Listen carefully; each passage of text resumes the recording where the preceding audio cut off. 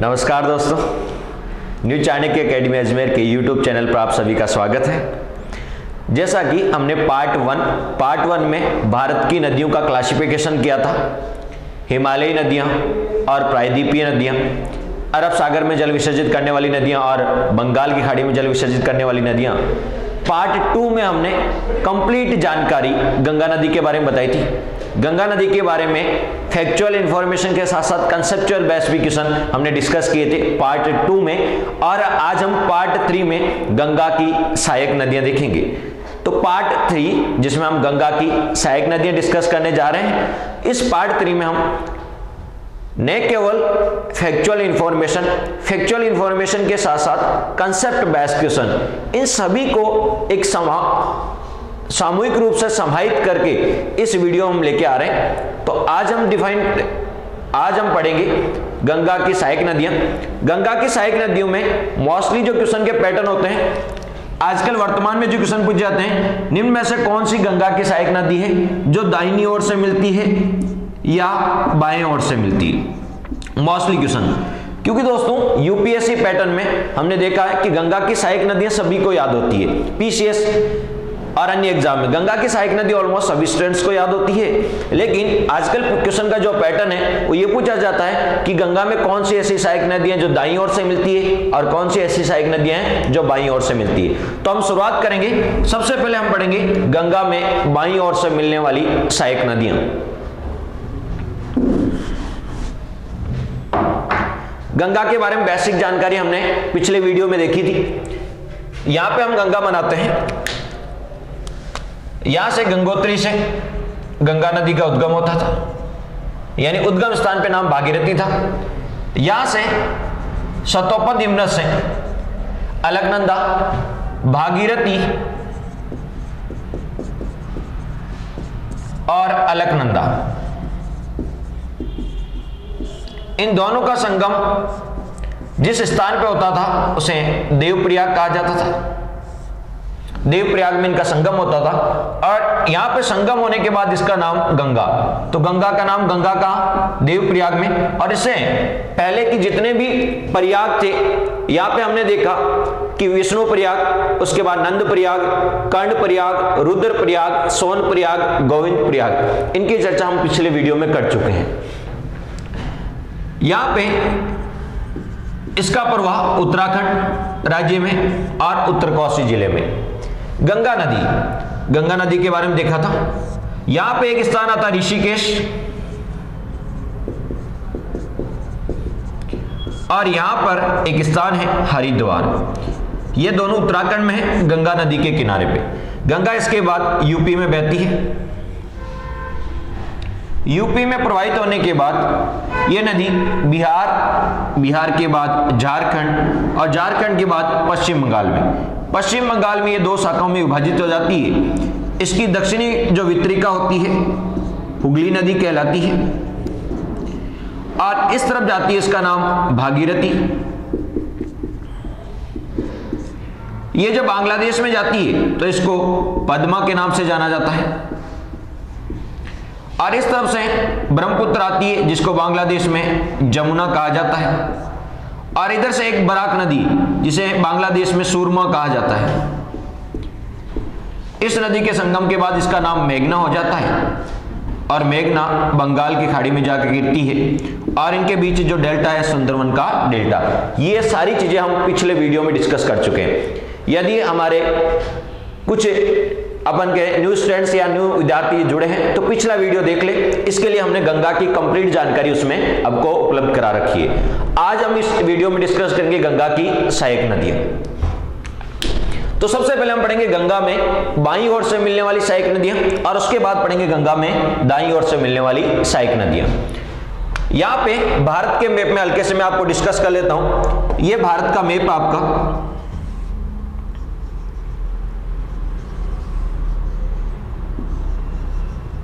और इस भारत के मैप में हिमालय राज्य ये है आपके, जम्मू कश्मीर, हिमाचल प्रदेश, उत्तराखंड के बाद ये नेपाल आ जाता है, उत्तराखंड के जस्ट पास नेपाल, और उसके बाद ये सिक्किम, और सिक्किम के बाद वापस भूटान आ जाता है और उसके बाद अरुणाचल प्रदेश, उसका नागालैंड, मणिपुर, मिजोरम। अब देखो ये ना जो है कौन सा राज्य है, उत्तराखंड। उत्तराखंड के जो पास है वो है आपका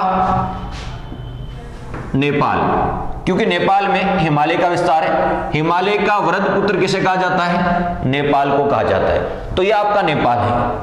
उत्तराखंड क्योंकि जम्मू कश्मीर, हिमाचल प्रदेश, उसके बाद उत्तराखंड, उसके बाद नेपाल, उसके बाद सिक्किम। इस तरह आपका भारत की मैपिंग में आप मैप में देख सकते हो।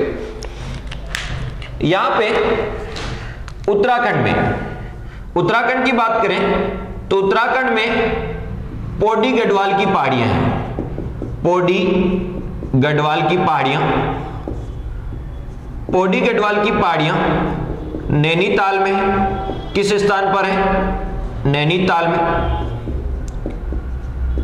और यहां से एक नदी का उद्गम होता है और इस नदी का नाम है दोस्तों रामगंगा नदी। रामगंगा नदी उत्तराखंड में बहने के बाद, ये आपका उत्तराखंड है, उत्तराखंड में प्रवाहित होने के बाद ये यूपी में आती है। ये जो पार्ट है यूपी का, उत्तराखंड में प्रवाहित होने के बाद यूपी में आती है। और यूपी में एक स्थान है कन्नौज, और इस कन्नौज नामक स्थान पर ये किसमें मिल जाती है, ये मुख्य नदी आपकी गंगा, यानी इस नदी का नाम था रामगंगा नदी। इसके बारे में कौन कौन से क्वेश्चन फ्रेम हो सकते हैं, कौन कौन से क्वेश्चन आपसे पूछे जा सकते हैं। पहला क्वेश्चन, रामगंगा नदी का उद्गम कौन से किस राज्य से होता है, तो उत्तराखंड राज्य से होता है। कौन सी पहाड़ियों से, पौड़ी गढ़वाल की पहाड़ियों से। और किस स्थान से होता है, नैनीताल से होता है। रामगंगा नदी कितने राज्यों में प्रवाहित होती है, उत्तराखंड के बाद ये कहां आती है, यूपी में। तो कितने राज्यों में प्रवाहित होती है, 2 राज्यों में प्रवाहित होती है। तीसरा क्वेश्चन बन सकता है कि गंगा प्लस रामगंगा, गंगा प्लस रामगंगा, इनका संगम कहां होता है, कन्नौज। तो मैं अलग से आपके लिए इस तरह बना देता हूं, जैसे हमने प्रयाग देखे थे, तो गंगा प्लस रामगंगा किस स्थान पे मिलते हैं, क्वेश्चन पूछा जा सकता है, कन्नौज में। मुख्य नदी गंगा और इस तरफ से बाईं ओर से आने वाली नदी रामगंगा, इनका संगम किस स्थान पर होता है, कन्नौज में। तो एग्जामिनर पूछ सकता है गंगा प्लस रामगंगा किस स्थान पे मिलती है, 4 ऑप्शन आ सकते हैं। तो इसका आंसर होगा आपका कन्नौज। अब एक और क्वेश्चन बनता है जो बहुत ही अच्छा क्वेश्चन है, गंगा में बाईं ओर से मिलने वाली सर्वप्रथम या सबसे पहली नदी कौन सी है, तो आपका आंसर होगा रामगंगा नदी। ये बाईं ओर से मिलने वाली सबसे पहली नदी है। नेक्स्ट, यहां पे यूपी में, अब यदि हम बात करें यूपी में, तो यूपी में एक झील है फुल्लर झील। यूपी में एक झील है फुल्लर झील। इस झील को गोमत ताल झील भी कहा जाता है। वैसे ताल झीलें जिसके पीछे लगती है वो उत्तराखंड की होती है, लेकिन इसे गोमत ताल झील भी कहा जाता है, गोमत ताल झील। आपसे एग्जामिनर क्वेश्चन कैसा पूछेगा, फुल्लर झील या गोमत ताल झील किस राज्य में है, तो यूपी में है। किस राज्य में है, यूपी में। और यहां से एक नदी का उद्गम होता है दोस्तों, इस नदी का नाम है गोमती। इस नदी का नाम है आपका गोमती। और ये जो गोमती नदी है ये यूपी में एक स्थान है गाजीपुर। यूपी में एक स्थान आपका कौन सा, गाजीपुर। तो ये गाजीपुर में आके किस में मिल जाती है, गंगा में मिल जाती है। तो दूसरा क्वेश्चन आपका मोस्ट इंपोर्टेंट क्वेश्चन आएगा, इस नदी का नाम का गोमती नदी। गोमती नदी का उद्गम किस झील से होता है, फुल्लर झील से या गोमत ताल झील से। गोमती नदी कितने राज्यों में प्रवाहित होती है, तो एक ही राज्य में प्रवाहित होती है और वो है यूपी। क्यों, यूपी से निकलती है और यूपी में जाके, यूपी में एक स्थान है गाजीपुर, उसमें जाके ये गंगा में मिल जाती है। मोस्ट इंपोर्टेंट, कौन सी नदियों के किनारे कौन से शहर स्थित हैं, इनके बारे में क्वेश्चन पूछे जाते हैं। तो गोमती नदी के किनारे यूपी की राजधानी स्थित है लखनऊ। तो लखनऊ शहर किस नदी के किनारे स्थित है, गोमती नदी के किनारे स्थित है। दूसरा एक फेमस शहर है जौनपुर शहर। जौनपुर शहर भी किस नदी के किनारे स्थित है, गोमती नदी के किनारे। तो लखनऊ शहर और जौनपुर ये दोनों शहर किस नदी के किनारे, गोमती नदी के किनारे स्थित हैं। गोमती नदी का उद्गम कौन सी झील से, फुल्लर झील से। कितने राज्यों में प्रवाहित होती है, एक राज्य में प्रवाहित होती है। अब नेक्स्ट, गोमती कहां, गाजीपुर में। किसमें जाके मिलती है, गंगा में। तो गंगा में कौन सी नदी मिलती है, गोमती नदी। और किस स्थान पे मिलती है? गाजीपुर में। इस प्रकार से आपके यूपीएससी में क्वेश्चन पूछे जाते हैं। दो दो नदियों का पेयर दिया जाता है सामने स्थान, या पीसीएस और एसएससी, रेलवे, बैंक इत्यादि एग्जाम में सिंगल क्वेश्चन भी पूछा जा सकता है कि गंगा और गोमती का संगम किस स्थान पे होता है? गाजीपुर में। कौन से शहर गोमती पे स्थित है? यह भी आपको पता होना चाहिए। नेक्स्ट, यहां पे यह है नेपाल। इस देश का नाम है आपका नेपाल, जो हिमालय का वृद्ध पुत्र कहलाता है और हिमालय की सर्वोच्च चोटी है माउंट एवरेस्ट। यह भी आपको पता है हिमालय में स्थित है, जिसे सागर माता कहा जाता है, और यह विश्व की सबसे ऊंची चोटी भी है।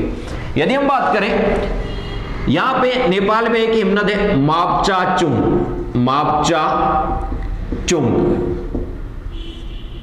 मापचाचुंग हिमनद। जैसे गंगोत्री से गंगा, यमुनोत्री से यमुना, सतपथ से अलकनंदा, इसी प्रकार मापचाचुंग हिमनद से एक नदी का उद्गम होता है। इस नदी का नाम है दोस्तों गागरा। गागरा यूपी में बहने के बाद बिहार में एक स्थान है छपरा। तो गागरा निकलता कहां से? नेपाल से, और कहां जाके गिर जाता है? छपरा में। छपरा कहां है? बिहार में। छपरा बिहार में है, तो ये यूपी में प्रवाहित होती है। यूपी में प्रवाहित होने के बाद बिहार में, यूपी और बिहार में, और निकलती कहां से? नेपाल से। और इस नदी का नाम है दोस्तों गागरा। इस नदी का नाम है गागरा नदी। गागरा नदी। गागरा नदी के बारे में कौन कौन सी इंफॉर्मेशन? पहली इंफॉर्मेशन, गागरा नदी में नेपाल में कुछ सहायक नदियां आके मिलती है। तिल्ला, सेती, बेरी, ये कुछ सहायक नदियां हैं गागरा नदी की। तो गागरा की सहायक नदियां जो नेपाल में आके इसमें मिलती है वो कौन कौन सी है? तिल्ला, सेती और बेरी। क्वेश्चन पूछा जाता है तिल्ला, सेती और बेरी, इन्हीं नदियों, ये किसकी सहायक नदी है? गागरा की। कहां के मिलती है? नेपाल में। गागरा नदी का उद्गम किस देश से होता है? नेपाल से। किस हिमनद से होता है? मापचाचुंग हिमनद से होता है। नेक्स्ट, गागरा नदी भारत के कितने राज्यों में प्रवाहित होती है? 2, यूपी और बिहार में। ठीक है। नेक्स्ट क्वेश्चन जो सबसे, गंगा में बाईं ओर से मिलने वाली सभी नदियों में सबसे लंबी नदी कौन सी है? गागरा। ध्यान रखना, गंगा की सबसे लंबी सहायक नदी यमुना है, लेकिन गंगा में बाईं ओर से मिलने वाली सबसे लंबी सहायक नदी कौन सी है? गागरा। कि यमुना तो दाईं ओर से आके मिलती है। तो आपसे क्वेश्चन पूछा जा सकता है कि गंगा में बाईं ओर से मिलने वाली सबसे लंबी सहायक नदी कौन सी है? गागरा नदी। लेकिन दाईं ओर से कौन सी है? यमुना। और सबसे लंबी पूछे तो भी आपका आंसर क्या होना चाहिए? यमुना। अब हम देखते हैं गागरा में, यहां पे यहां नेपाल से एक नदी आती है, और ये जो नदी है ये नेपाल है, और नेपाल के जस्ट पास इस तरफ एक राज्य है भारत का, ये नेपाल से जस्ट सीमा बनाता वाला कौन सा है? उत्तराखंड। क्योंकि ये देश है आपका नेपाल में इस तरफ सीमा बनाता है उत्तराखंड, इस तरफ बनाता है सिक्किम, यहां आपका बिहार, सॉरी यूपी, यहां आपका बिहार, और यहां पे पश्चिम बंगाल। नेपाल से 5 राज्य सीमा बताते हैं भारत के, और भारत और नेपाल के बीच खुली सीमा है, और आने जाने के लिए बस से भी आ सकते हैं, वीजा की आवश्यकता नहीं है। 20 है, यहां ध्यान रखना, नेपाल से 5 राज्य सीमा बनाते हैं, उनकी ट्रिक है बस। क्यों? नेपाल में किससे आ सकते हैं? बस से। बी का मतलब क्या हो गया? एक तो बंगाल यानी पश्चिम बंगाल, और 20 है बिहार, 20 स्क्वायर का बंगाल और बिहार, यू का यूपी और उत्तराखंड, और एस का सिक्किम। तो ध्यान रखना, नेपाल से 5 राज्य सीमा बनाते हैं, और इस तरफ बनाता कौन सा? उत्तराखंड। तो ये नेपाल और ये उत्तराखंड, नेपाल और उत्तराखंड की जो सीमा बनाती है उस नदी का नाम है काली नदी। काली भी कहा जाता है और इसे शारदा भी कहा जाता है। आपको पता है जब हिमालय का लंबवत विभाजन करते हैं तो सतलज, आपको सिंधु से सतलज पंजाब हिमालय, और सतलज से काली कौन सा हिमालय? कुमायूं हिमालय। तो ये नदी आपकी काली। यहां नेपाल से एक नदी आती है, इसका नाम है काली, और इसको शारदा भी कहा जाता है। काली नदी या शारदा। काली नदी या शारदा का उद्गम नेपाल से होता है, और नेपाल से याद है नेपाल और ये उत्तराखंड, नेपाल और उत्तराखंड के बीच सीमा बनाती है काली और शारदा। इसके बाद ये यूपी में आती है। कहां आती है? और यूपी में जब दोस्तों आती है तो इसको बोलते हैं सरयू। यूपी में इसका नाम हो जाता है सरयू, और ये यूपी में आके किसमें मिल जाती है? घाघरा में। यूपी में आके किस नदी मिलती है? घाघरा में। किशन, काली या शारदा नदी नेपाल और उत्तराखंड के बीच सीमा बनाती है, यूपी में इसे सरयू के नाम से जाना जाता है। इसी काली या शारदा को यूपी में सरयू नदी के नाम से जाना जाता है। और सरयू किसकी सहायक नदी है? घाघरा की। किसमें मिलती है? यूपी में। आपको पता है कि यूपी में भगवान राम की जन्मस्थली अयोध्या किस नदी के किनारे है? सरयू नदी के किनारे। तो एग्जाम में क्यों पूछ सकता आपसे, शेर यानी अयोध्या किस नदी के किनारे है? तो अयोध्या शेर जो भगवान राम की जन्मस्थली है किस नदी के किनारे है? सरयू नदी के किनारे। कई बार एग्जाम में पूछता है राप्ती किसकी सहायक नदी? यहां से एक नदी और आती है राप्ती, तो राप्ती किसकी सहायक नदी है? तो शारदा की। और शारदा को यूपी में सरयू कहा जाता है और सरयू किस मिल जाती है? घाघरा में मिल जाती है। तो ध्यान रखना, सरयू जिसे काली, शारदा या राप्ती, ये गंगा की सहायक नदियां नहीं होकर किसकी है? घाघरा की। इसके बाद नेपाल में दो वितरिकाएं हैं। नेपाल में दो वितरिकाएं हैं। एक वितरिका का नाम है काली गंडक, एक वितरिका का नाम है काली गंडक और दूसरी वितरिका का नाम है त्रिशूल गंगा। एक वितरिका का नाम काली गंडक और दूसरी का नाम है त्रिशूल गंगा। काली गंडक और त्रिशूल गंगा दो वितरिकाएं मिलने के बाद इसका नाम हो जाता है दोस्तों गंडक। नेपाल में दो वितरिकाएं मिलती है, काली गंगा और त्रिशूल गंगा, मिलने के बाद इसका नाम गंडक हो जाता है। गंडक नेपाल के बाद यूपी में आती है और यूपी में एक स्थान है, सॉरी, गंडक नदी, काली गंडक और त्रिशूल गंगा गंडक होता है। गंडक बिहार में आती है, नेपाल के बाद बिहार में आती है और बिहार में एक स्थान है हाजीपुर। बिहार में एक स्थान है कौन सा? हाजीपुर। तो ये हाजीपुर में आके किस मिल जाती है? गंगा में मिल जाती है। अब देखिए इस नदी का नाम था गंडक नदी। किन दो वितरिकाओं से मिलकर बनती है? काली गंडक और त्रिशूल गंगा से। कितने देशों में बहती है? दो, नेपाल और भारत में। भारत के कौन से राज्य में बहती है? केवल एकमात्र राज्य में, कौन से में? बिहार में। भारत के केवल एकमात्र राज्य कौन से? बिहार में। आपसे पूछा जाता है भारत का प्रसिद्ध पशु मेला या भारत का सबसे बड़ा पशु मेला सोनपुर पशु मेला कौन सी नदी के किनारे पड़ता है? गंडक नदी के किनारे।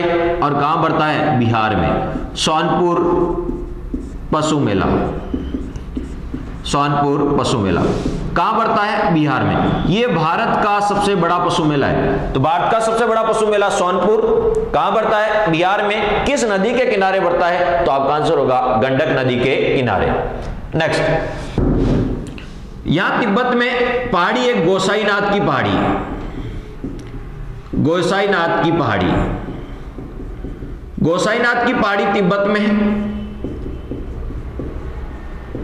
और यहां से एक नदी का उद्गम होता है, इसका नाम है अरुण।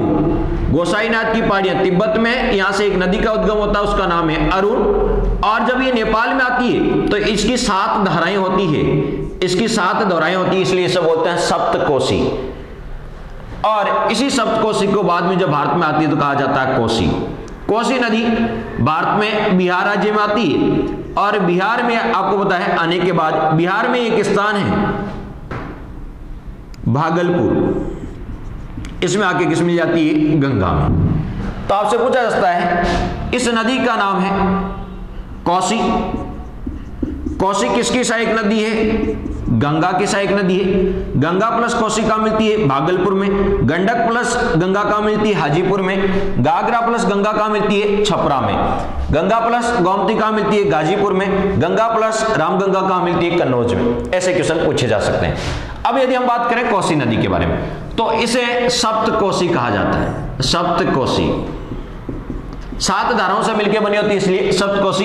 और इनमें से इंपॉर्टेंट जो ये मुख्य धारा वो होती है अरुण, तो इसे अरुण नदी के नाम से भी जाना जाता है। ये नेपाल में बहने के बाद बिहार में आती है और बिहार में ये नदी अपने मार्ग परिवर्तन के लिए कुख्यात है। मार्ग परिवर्तन के लिए कुख्यात है, इसलिए इसे बिहार का शोक भी कहा जाता है। तो कोसी नदी को बिहार का शोक भी कहा जाता है। बिहार का शोक कौन सी नदी को? कोसी नदी को, क्योंकि मार्ग परिवर्तन के लिए कुख्यात है, इससे जनधन की हानि होती है, इसलिए इसे बिहार का शोक कहा जाता है। यहां पे दोस्तों सिक्किम, और सिक्किम के बाद इस तरफ आता पश्चिम बंगाल। पश्चिम बंगाल में पहाड़ियां हैं दार्जिलिंग की पहाड़ियां, दार्जिलिंग की पहाड़ियां। दार्जिलिंग की पहाड़ियां कहां हैं? पश्चिम बंगाल में, वेस्ट बंगाल में। और यहां से एक नदी का उद्गम होता है महानंदा, यहां से एक नदी का उद्गम होता है महानंदा। महानंदा नदी पश्चिम बंगाल में बहने के बाद बिहार में जाती है और बिहार के बाद वापस पश्चिम बंगाल में आती है। और एक स्थान है मालदा, मालदा स्थान कहां है? वेस्ट बंगाल में। इसमें आके यह गंगा में विलय हो जाती है। तो इस नदी का नाम था महानंदा, महानंदा नदी। महानंदा नदी गंगा में आके मिलती किस स्थान पे? मालदा में। ये पश्चिम बंगाल से निकलने के बाद कहां जाती है? बिहार में। बिहार के बाद वापस कहां जाती है? पश्चिम बंगाल में। तो पहला क्वेश्चन महानंदा नदी। महानंदा नदी का उद्गम कहां से? दार्जिलिंग की पहाड़ियां पश्चिम बंगाल से। कितने राज्यों में प्रवाहित होती है? 2, पश्चिम बंगाल, बिहार, और वापस कहां जाती है? पश्चिम बंगाल में, और मालदा में आके मिल जाती है। मालदा का नाम तो सुना होगा, मालदा गेप। आपको पता है छोटा नागपुर का पठार जो प्रायद्वीपीय पठार का भाग है, और इस तरफ शिलोंग का पठार जिसमें गारो, खासी और जयंतिया की पहाड़ियां हैं। अब शिलोंग का पठार प्रायद्वीपीय पठार का ही भाग था, लेकिन वर्तमान में मालदा गेप से क्या है? अलग है। यदि हम बात करें तो एक और इंपॉर्टेंट क्वेश्चन बनता है महानंदा नदी का। गंगा में बाईं ओर से जितनी भी सहायक नदियां मिलती है, तो गंगा में बाईं ओर से मिलने वाली प्रथम सहायक नदी का नाम क्या था? रामगंगा। और गंगा में बाईं ओर से मिलने वाली अंतिम सहायक नदी का नाम क्या है? महानंदा। कई बार एग्जाम में पूछा जाता है। तो गंगा में बाईं ओर से मिलने वाली प्रथम नदी कौन सी है और अंतिम नदी कौन सी है? और सबसे लंबी नदी पूछे तो बाईं ओर की, तो उसका आपका आंसर होगा कौन सा? गागरा। बिहार का शोक किसे कहा जाता है? कोसी को। अब कुछ सुमेलित करने में आ जाता है। ये गंगा में बाईं ओर से मिलने वाली क्या थी? सहायक नदियां थी। अब इनके क्वेश्चन, गंगा प्लस रामगंगा कहां मिलती है? कन्नौज में। गंगा प्लस गोमती, गंगा प्लस गोमती ये कहां मिलती है? गाजीपुर में। इसी प्रकार गंगा प्लस गागरा कहां मिलती है? छपरा में। तो गंगा प्लस गागरा कहां मिलती है? छपरा। छपरा कहां है? बिहार में। गाजीपुर कहां है? यूपी में। कन्नौज कहां है? यूपी में। वैसे मैं पुराने वीडियो में आपको बता चुका हूं कि गंगा के किनारे कौन कौन से शहर है। पिछले वीडियो पार्ट 2 में बिजनौर है, नरोरा है, कन्नौज है, इलाहाबाद है, मिर्जापुर है, वाराणसी है, गाजीपुर है, छपरा है, हाजीपुर है, पटना है, भागलपुर है, मालदा है। ये सारे नाम मैं आपको पिछले वीडियो में बता चुका हूं। क्वेश्चन आ सकता है कौन सा शहर गंगा के किनारे स्थित है या नहीं है। तो हम नदियों के साथ साथ उनको भी साथ में देखते जाएंगे। अब गंगा प्लस गंडक कहां मिलती है? हाजीपुर में। गंगा प्लस गंडक कहां मिलती है? हाजीपुर में। हाजीपुर कहां पड़ता है? बिहार में। नेक्स्ट आपसे पूछा जाता है कि गंगा प्लस कोसी कहां मिलती है? गंगा प्लस कोसी कहां मिलती है? तो ये मिलती है भागलपुर में। ये भी आपका बिहार में है। क्वेश्चन आ सकता है गंगा प्लस महानंदा कहां मिलती है?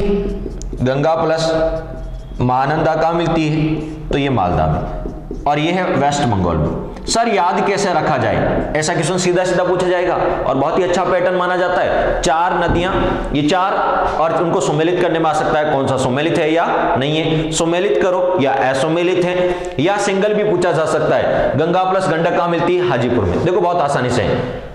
गंगा और रामगंगा कहां मिलती है? कन्नौज में। ठीक है, गंगा रामगंगा के पास आती, पास आती को मारवाड़ी बोलते हैं कन्ना वही। ठीक है, तो गंगा रामगंगा के क्या आ रही है? कन्ना आ रही है, पास आ रही है। नेक्स्ट गंगा और गोमती, गोमती से याद रखना ये तो गंगा है, इस तरफ सारी गंगा है। तो गोमती, गोमती से याद रखना गाजीपुर। गोमती से याद रखना गाजीपुर। गा से गोमती, गा से गाजीपुर। घाघरा कहां के गिरा था? छपरा में आकर गिरा था। नेक्स्ट गंडक, गंडक कैसा करता हमेशा? मालिक के प्रति हाजी हाजी करता है, तो गंडक याद रह जाएगा हाजीपुर में। कोसी, ठीक है, तो कहते हैं बहुत या 12 कोस भाग गया, 13 कोस भाग गया, 14 कोस भाग गया, या बहुत दूर भाग गया, प्रदेश में भाग गया। तो बहुत दूर भाग गया यानी बहुत कोसों भाग गया। कोसी यानी भागलपुर, भागना, बहुत कोस, बहुत दूर, 12 कोस भागना। महानंदा से, मां से मालदा। वापस रिपीट कर रहा हूं, गंगा रामगंगा के पास आती है कन्ना है। नेक्स्ट गोमती तो गाजीपुर। घाघरा कहां गिरता है? छपरा में। गंडक कैसा करता है? हाजी हाजी, कोसों दूर भाग जाती है। और मां से महानंदा और मां से मालदा। इस प्रकार का पेयर आप याद रख सकते हो और बहुत ही इजी है, लेकिन पैटर्न अच्छा माना जाता है। हमने अभी पढ़ा गंगा में बाईं ओर से मिलने वाली सहायक नदियां।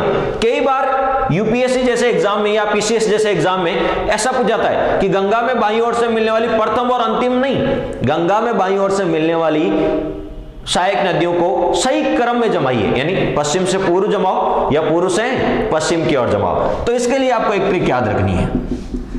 गंगा में बाईं ओर से मिलने वाली सहायक नदियां, बाईं ओर से मिलने वाली सहायक नदियां,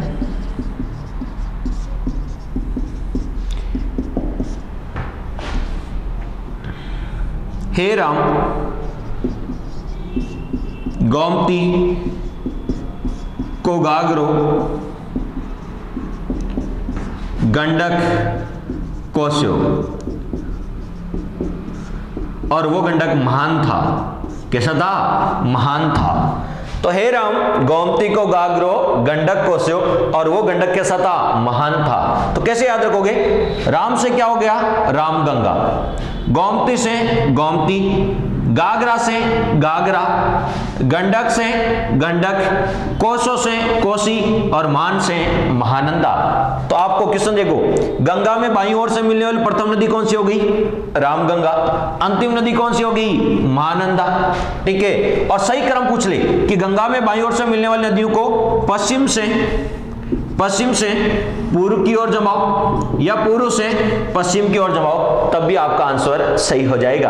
यानी आपको ये लाइन याद रखनी है। इस ट्रिक से आपके कौन कौन से क्वेश्चन सोल्व होते हैं? गंगा की बाईं ओर से मिलने वाली संपूर्ण नदियां याद हो गई आपको, वो भी सीक्वेंस से याद होगी, पश्चिम से पूर्व और पूर्व से पश्चिम याद होगी, और प्रथम भी याद होगी और अंतिम भी याद होगी। तो गंगा की बाईं ओर की नदियों का हमने ये वीडियो है। अब इसी में हम देखेंगे गंगा में दाईं ओर से मिलने वाली सहायक नदियां। लेकिन यहां से 2-3 जो इंपॉर्टेंट क्वेश्चन बनते हैं उनको मैं एक बार पुनः रिवाइज करना चाहूंगा। गंगा में बाईं ओर से मिलने वाली प्रथम नदी रामगंगा, अंतिम नदी महानंदा, बाईं ओर से मिलने वाली सबसे लंबी नदी गागरा। एक मोस्ट इंपोर्टेंट क्वेश्चन, गंगा में बाईं ओर से मिलने वाली सभी नदियां हिमालय से निकलती है, एकमात्र अपवाद है वो कौन सी है? गोमती नदी। एकमात्र जो अपवाद है कौन सी? गोमती। गोमती कहां से निकलती है? यूपी से, और यूपी में आपको पता है हिमालय का विस्तार नहीं है। हिमालय का विस्तार तो जम्मू कश्मीर, हिमाचल प्रदेश, उत्तराखंड, फिर सिक्किम, फिर आपके बता अरुणाचल प्रदेश और पूरी भारत के राज्यों में, यानी यूपी मैदानी क्षेत्र में आता है, यहाँ हिमालय का विस्तार नहीं है। और इस नदी देख लीजिए, गंगा में बाईं ओर से जितनी भी सहायक नदियां निकलती है, ये उत्तराखंड तो हिमालय है, ये नेपाल से तो हिमालय है, दार्जिलिंग की पहाड़ियां भी हिमालय का विस्तार है, लेकिन यूपी में हिमालय का विस्तार नहीं है। जैसे आपसे पूछते हैं लूनी नदी पड़ी होगी राजस्थान में, तो लूनी की एकमात्र ऐसी कौन सी सहायक नदी है जिसका उद्गम अरावली से नहीं होता? तो उसका आंसर होता है जोजड़ी नदी। कौन सी नदी? जोजड़ी।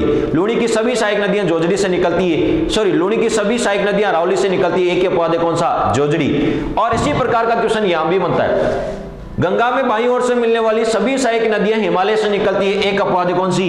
गोमती, ये हिमालय से नहीं निकलती। तो क्वेश्चन आ सकता है, गंगा में बाईं ओर से मिलने वाली एकमात्र ऐसी सहायक नदी जिसका उद्गम हिमालय से नहीं होता, उसका आंसर क्या होगा आपका? गोमती। तो ये क्वेश्चन बाईं ओर की नदियों के कुछ क्वेश्चन बनते हैं, ठीक है। और कई बार ऐसा भी पूछ लेता है, हिमालय गंगा में बाईं ओर से मिलने वाली ऐसी कौन सी सहायक नदी है जिसका उद्गम नेपाल से नहीं होता?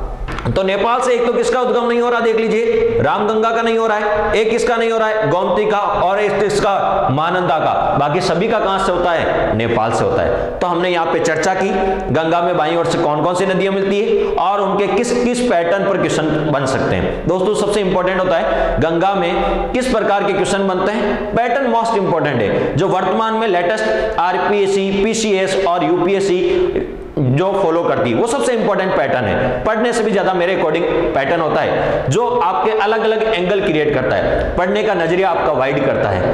तो अब हम डिस्कस करेंगे गंगा में बाईं ओर के साथ, अब दूसरा इसी में देखेंगे गंगा में दाईं ओर से मिलने वाली सहायक नदियां।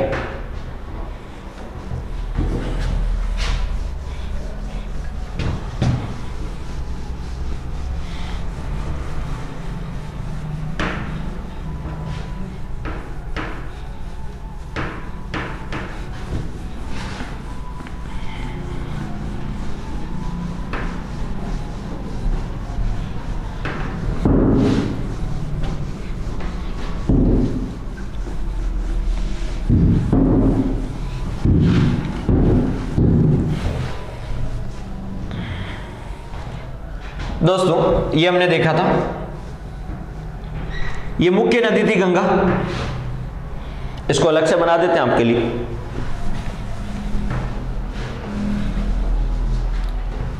यहां गंगोत्री से देखा आपने, या गंगोत्री से, और यहां सतोपद हिमनद से, भागीरथी और अलकनंदा, और उसके बाद देवप्रयाग मिलने के बाद गंगा, और उसके बाद ये बिहार, यूपी, झारखंड और पश्चिम बंगाल में आते हुए दो भागों में विभक्त हो जाती है, हुगली और आगे जाके मेघना वाला पार्ट। ये हम देख चुके हैं। हमने गंगा में इसी चैप्टर में हमें पहले देखा गंगा में बाईं ओर से मिलने वाली, अब हम पढ़ रहे हैं गंगा में दाईं ओर से मिलने वाली सहायक नदियां। इसमें देखिए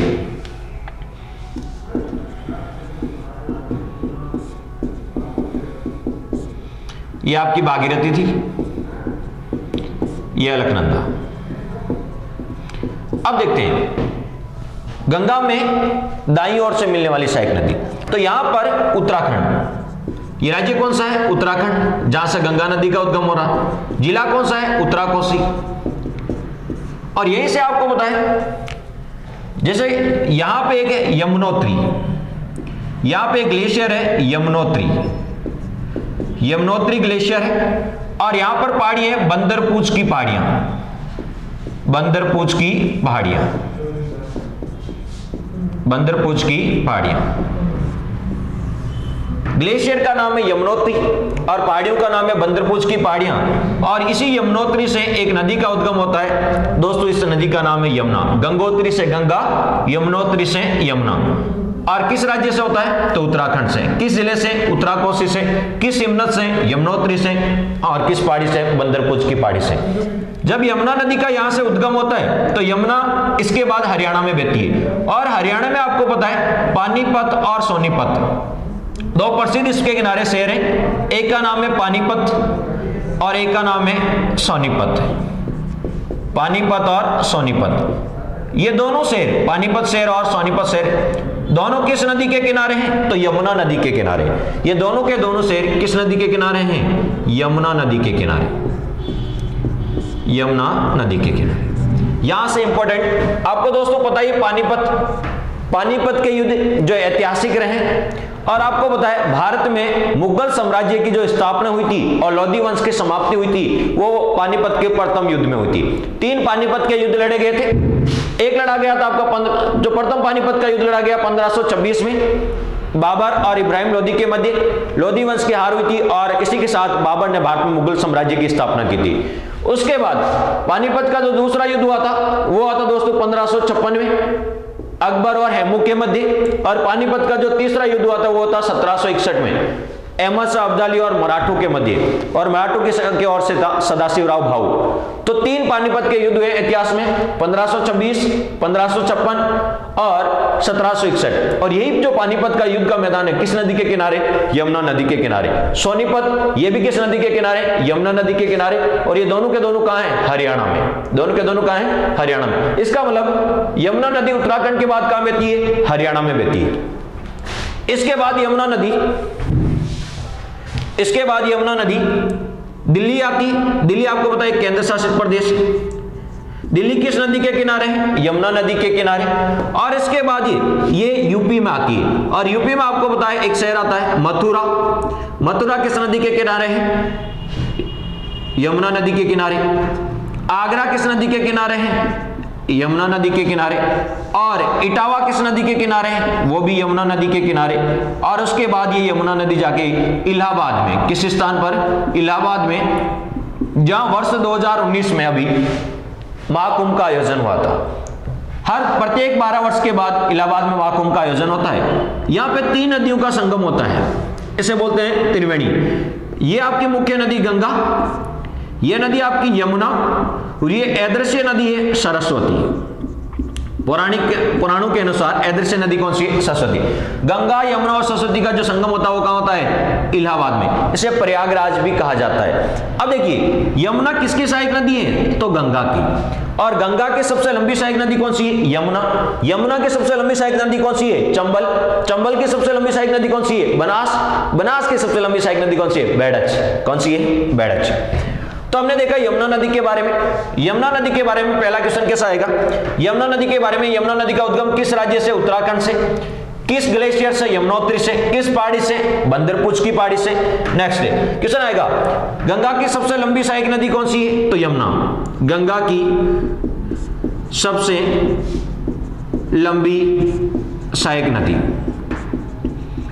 कौन सी है, यमुना, और इसकी लंबाई है दोस्तों 1384 किलोमीटर, 1384 किलोमीटर। नेक्स्ट, यमुना कौन कौन से राज्यों से प्रवाहित होती है, तो उत्तराखंड में बहने के बाद हरियाणा, हरियाणा के बाद कहां आती है, यूपी, क्यों दिल्ली तो एक केंद्र शासित प्रदेश है, राज्य नहीं है। तो कितने राज्यों से, 3, उत्तराखंड, हरियाणा और यूपी, 3 राज्यों से प्रवाहित होती है और एक इसमें केंद्र शासित प्रदेश है। क्वेश्चन, यमुना के किनारे कौन कौन से शहर हैं, तो आपको पानीपत, सोनीपत, दिल्ली, मथुरा, आगरा, ताजमहल, ताजमहल भी किस नदी के किनारे हैं, यमुना नदी के किनारे, और इटावा जहां पर चंबल नदी मिलती है वो भी किस नदी के किनारे है, यमुना। तो क्वेश्चन पूछा यमुना के किनारे कौन कौन से शहर स्थित है। अब यमुना में उत्तराखंड में एक नदी आके मिलती है, उसका नाम है टोंस।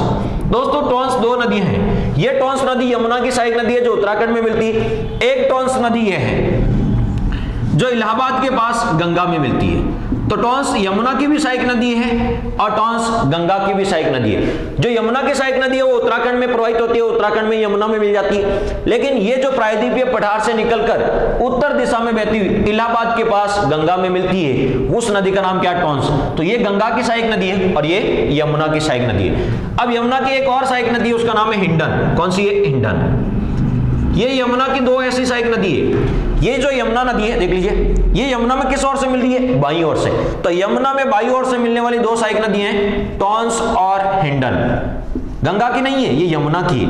यमुना में बाईं ओर से मिलने वाली कौन सी है, टोंस, और कौन सी है, हिंडन, ये बाईं ओर से मिलने वाली।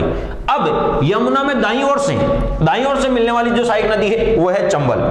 आपको पता है जनापाव की पहाड़ियां, जनापाव की पहाड़ियां एमपी में है, ठीक है। बड़ा पाव कह दो या जनापाव कह दो, पाव तो है, जैसा आप बोलते हो एक्स्ट्रा पाव दे दो तो वही पाव है। तो जनापाव की पहाड़ियां एमपी, जनापाव की पहाड़ियां एमपी से चंबल नदी का उद्गम होता है। जनापाव पहाड़ी एमपी से चंबल नदी का उद्गम होता है। एमपी में बहने के बाद ये राजस्थान में, और राजस्थान में बहने के बाद ये यूपी में, और यूपी में इटावा में आकर, किस स्थान पर, इटावा में आकर ये किस में मिल जाती है, यमुना में मिल जाती है। तो चंबल, चंबल किसकी सहायक नदी है, तो आपका आंसर होना चाहिए यमुना की सहायक नदी है। चंबल यमुना में कहां मिलती है, मुरादगंज के पास इटावा में मिलती है। चंबल नदी कितने राज्यों में, एमपी, राजस्थान, एमपी, राजस्थान और यूपी, कितने राज्यों में प्रवाहित होती है, 3 राज्यों में प्रवाहित होती है। और आपका एक और क्वेश्चन, चंबल की अन्य सहायक नदी है एमपी में जो मिलती है, 3 सहायक नदी है, शिप्रा, सिवान और सेतम। शिप्रा, सिवान और सेतम, ये चंबल की सहायक नदी है जो एमपी से निकलती है और कहां, एमपी में ही चंबल में मिल जाती है। और शिप्रा नदी के बारे में, उज्जैन शहर किस नदी के किनारे है, शिप्रा नदी के किनारे है। वीर दुर्गादास राठौड़ की छतरी किस नदी के किनारे, शिप्रा नदी के किनारे। तात्या टोपे को फांसी किस नदी के किनारे, शिप्रा नदी के किनारे। तो मोस्ट इंपोर्टेंट नदी है शिप्रा, शिप्रा, सिवान, सेतम, ये किसकी सहायक नदी है, चंबल की, और किस राज्य में आके मिलती है, एमपी में। अब चंबल नदी राजस्थान में आती है और राजस्थान में इसकी जो सबसे लंबी सहायक नदी है वो बनास। चंबल की जो सबसे लंबी सहायक नदी कौन सी है, बनास। और उसके बाद आपको तो चंबल नदी उत्खात स्थलाकृति के लिए प्रसिद्ध है, बेडलैंड टोपोग्राफी। जब चंबल नदी बहती है तो आपको पता है कि जब जल के द्वारा अपर्दन होगा तो जो भूमि है सवाई माधोपुर, धौलपुर, करौली में उबड़ खाबड़ हो जाती है, ठीक है। और उबड़ खाबड़ होने से उसे बोलते हैं बेडलैंड टोपोग्राफी, उत्खात स्थलाकृति। और ये उत्खात स्थलाकृति होती है, ये आपको पता है कृषि के लिए उपयुक्त भूमि नहीं रहती है, इसके कारण यहाँ पर पशु चराए जाते हैं और इसी पशु चराई वाले क्षेत्र को बोलते हैं डांग। क्या बोलते हैं, डांग। और इसी क्षेत्र को बोला जाता है बीहड़। सवाई माधोपुर, करौली, धौलपुर में डांग क्षेत्र, बीहड़ क्षेत्र किस बेसिन में देखने को मिलता है, चंबल बेसिन में। बेडलैंड टोपोग्राफी, उत्खात स्थलाकृति किस बेसिन में, चंबल बेसिन में। और यहां पर जब नदियां बहती है तो आपको पता नवीन जलोढ़ मिट्टी पाई जाती है, उसका नाम है खादर। तो चंबल बेसिन में कौन सी मिट्टी मिलती है? खादर। अब चंबल हम राजस्थान में बहुत अच्छे से डिस्कस करेंगे, राजस्थान का वीडियो भी मिल जाएगा आपको, राजस्थान ज्योग्राफी, जिसमें हम चंबल को अच्छे से डिस्कस करेंगे। इसके बाद चंबल नदी जाके यूपी, और यूपी में जाके कहां? इटावा में। किसमें मिल जाती है? यमुना में। तो अब देखो इसकी यमुना की और सहायक नदी है, यहां आपको एक नदी मिलेगी सिंध, बेतवा और केन। सिंध, बेतवा, केन। ये क्वेश्चन आता है कि यमुना की सहायक नदियों को पश्चिम से पूर्व की ओर जमाओ, तो आंसर होगा चंबल क्या सिखा देगी? सबक सिखा देगी। चंबल क्या सिखा देगी? सबक। एस का मतलब चंबल का चंबल, एस का सिंध, बी से बेतवा और के से केन, ये आपकी पश्चिम से पूर्व। और ये सारी की सारी किसकी सहायक नदियां हैं? यमुना की सहायक नदियां हैं। यमुना की सहायक नदियां बाईं ओर से मिलने वाली दो बताई थी, टॉन्स और हिंडन। दाईं ओर से मिलने वाली चंबल, सिंध, बेतवा और केन, ये सारी किसकी है? यमुना की सहायक नदियां। बेतवा नदी पर एक फेमस बांध बना हुआ है, माता टीला बांध। माता टीला बांध या माता टीला परियोजना किस नदी पर है? बेतवा नदी पे है। और आपसे पूछेंगे किस राज्य में है? यूपी में। ये सारी यूपी में है। अब एक और है, बेतवा की एक सहायक नदी है धसान। कौन सी है? धसान। तो धसान किसकी सहायक नदी? बेतवा। बेतवा किसकी है? यमुना की। तो ये हमने यमुना के बारे में चर्चा की। यमुना की उद्गम कहां से होता है, कितने राज्यों में प्रवाहित होती है, कौन कौन से शहर हैं। फिर हमने देखा बाईं ओर से कौन सी मिलती है, दाईं ओर से कौन सी मिलती है। यमुना की सबसे लंबी सहायक नदी कौन सी है? चंबल। चंबल की सबसे लंबी सहायक नदी कौन सी है? बनास। और बनास की जो सबसे लंबी सहायक नदी है वो कौन सी है? बेड़च। टॉन्स प्रायद्वीपीय पठार से निकलती है और इलाहाबाद के पास गंगा में मिल जाती है, तो ये गंगा की सहायक नदी। अब यहां पे है अमरकंटक। आपको पता है मेघालय की पहाड़ियां हैं एमपी और छत्तीसगढ़ के मध्य। मेघालय की पहाड़ियों की जो सबसे ऊंची चोटी है वो बैमनगढ़ 1124 मीटर, और दूसरी सबसे ऊंची चोटी कौन सी है? अमरकंटक। अमरकंटक। तो ये अमरकंटक चोटी कहां है? मेघालय की पहाड़ियों में है, और मेघालय की पहाड़ियां एमपी और छत्तीसगढ़ की सीमा है। अमरकंटक चोटी से 3 नदियां निकलती है दोस्तों। बहुत ही इंपॉर्टेंट क्वेश्चन कैसे पूछेंगे? अमरकंटक की चोटी से निकलकर पश्चिम की दिशा में बहने वाली नदी जो अरब सागर में जाके गिरती है, उसका आंसर है नर्मदा। अमरकंटक की चोटी से निकलकर पश्चिमी दिशा में बहती हुई अरब सागर में गिरने वाली नदी कौन सी है? नर्मदा। अमरकंटक की चोटी से दक्षिण दिशा में बहती हुई बंगाल की खाड़ी में गिरने वाली नदी का नाम है महानदी। और अमरकंटक की चोटी से निकलकर उत्तर की दिशा में बहती हुई गंगा में मिलने वाली जो नदी है, और उस नदी का नाम है दोस्तों सोन नदी। कौन सी नदी? सोन नदी। मोस्ट इंपोर्टेंट, कई बार पूछा जाता है कि अमरकंटक की चोटी ये एमपी वाले पार्ट से निकलती है, एमपी से निकलने के बाद यूपी, और यूपी से निकलने के बाद बिहार। और बिहार में किस स्थान पर? पटना। बिहार में किस स्थान पर? पटना में। और पटना के पास ये किस में जाके मिल जाती है?